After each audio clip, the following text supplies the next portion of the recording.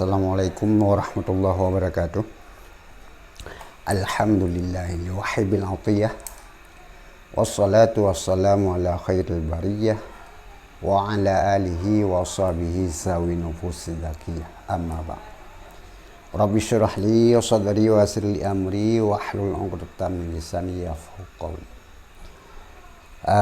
Para pemirsa yang saya hormati, kali ini kita akan membahas nama-nama syaitan di dalam surat Al-Fatihah.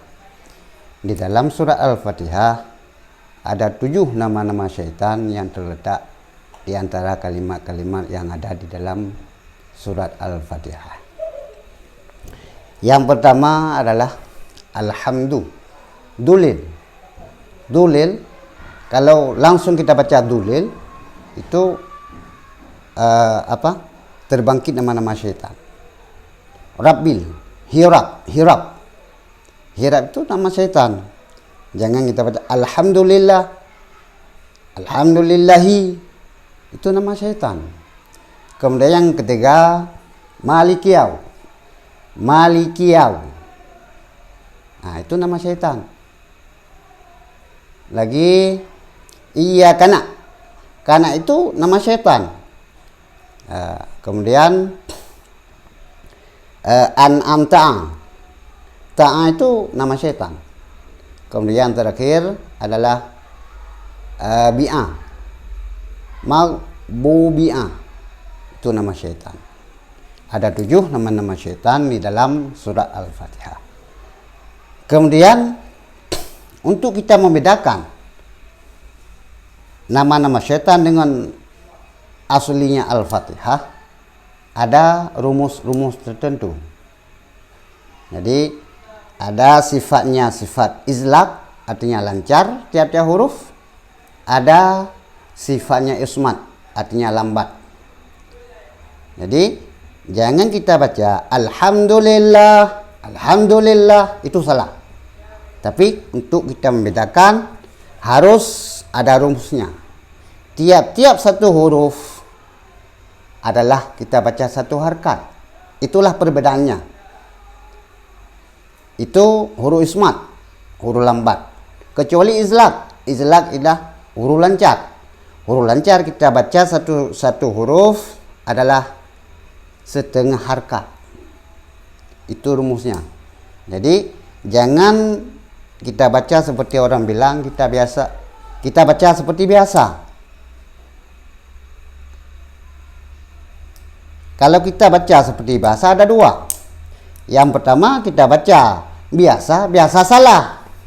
Yang kedua kita baca biasa, tapi biasa yang benar. Tapi kita coba usahakan sering-sering kita baca yang benar. Sebab sabda Rasulullah melalui lidah Anas bin Malik, rubbata lil Quran wal Qur'ana yal'anu. Seandainya Quran memberi rahmat kepada orang yang membacanya, tapi sebaliknya Quran ini memberi laknat kepada si pembaca. Kenapa? Ini baca biasa yang salah. Makanya Quran ini melaknat orang yang membacanya.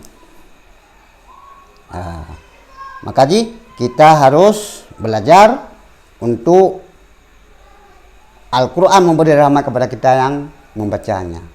Jadi tiap-tiap huruf kita baca satu harkat. Kecuali firmil lubin itu izlaq, lancar. Contohnya Alhamdulillah, itu salah. Tapi Alhamdulillahi Rabbil Alamin.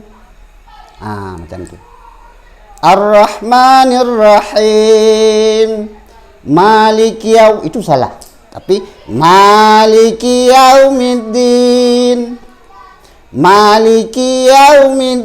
itu satu harkat, satu huruf. Jangan Maliki itu salah. Tapi Maliki Yaumiddin, Iyyaka itu salah. Tapi iyyaka na'budu wa iyyaka nasta'in. Ihdinas siratal mustaqim. Siratal ladzina an'amta. Itu salah. Itu nama syaitan. Tapi ihdin siratal ladzina an'amta alai. Jangan mat, jangan an'amta alai, itu mat, salah. Tapi yang benar siratal ladzina an'amta alaihim. Satu lagi yang terakhir, ghairil maghdubi, itu salah. Tapi ghairil maghdubi alaihim waladdallin.